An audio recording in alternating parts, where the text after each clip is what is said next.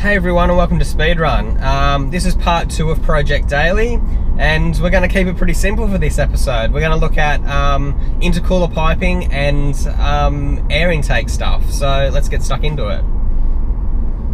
So first up, I kept it pretty basic. One of the first things I really wanted to do was get rid of the original turbo muffler system that they have inbuilt to the intake system. It's pretty straightforward, pretty simple. It's just been replaced with a 4-inch aluminium piping and some silicon pipe, which goes straight to the turbo. Benefits being, look, I've read a few different things here and there about it being beneficial to airflow and whatnot, which I kind of agree with, but also at the end of the day I think it's just there for it looks a lot nicer than the muffler that they have on it, and also just the fact that you can hear the turbo spool up a lot better now. That being the main reason why I purchased it, was to get a little bit more induction noise, a little bit more turbo noise. But yeah, just pretty simple, pretty straightforward, nothing too over the top. Kit cost me just over $100, so you know, it was the first thing I wanted to do to it, and it was by far, you know, a simple 5-minute job, that's for sure. So the other modifications I've been looking into is replacement intercooler piping. Now I'm still running the stock intercooler. I wanted a simple, basic bolt-on kit that wouldn't cause me too many headaches. The original intercooler piping is the plastic, and you know, it can split and crack once you start to put a little bit more boost in these XR6s. So I went with the in-tune intercooler piping. I haven't had a problem with it. It's been really good so far.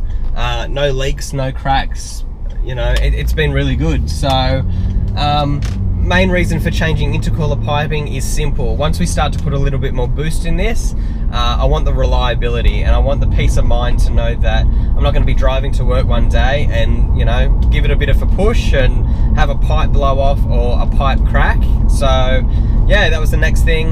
So yeah, installation of the kit is pretty straightforward. It is a bit of a time-consuming job.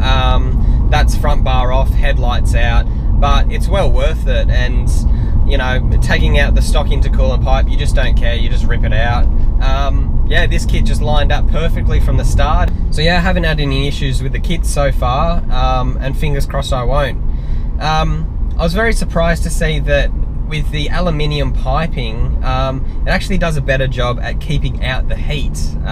Those plastic piping, they must retain the heat so much more than the aluminium piping. So that's another benefit of changing to the aluminium piping for sure. Yeah, so I recommend for those guys looking at a few kits on the market, do your research, and you know, if you're not going to go too crazy, maybe look at yeah, at something simple as this kit.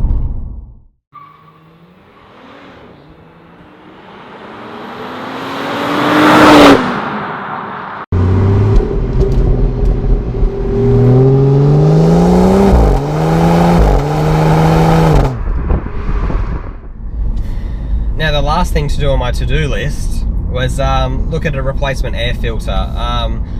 I'd looked at a couple of the pod filters that are on the market, a couple of the short ram intakes, the turbo side intakes. At this stage I didn't want to go anything too crazy. I wanted to retain the stock airbox, so I've simply just chucked out the factory air filter, and I've replaced it with a K&N, just a panel filter. It's been really good so far. Induction noise is up a little bit.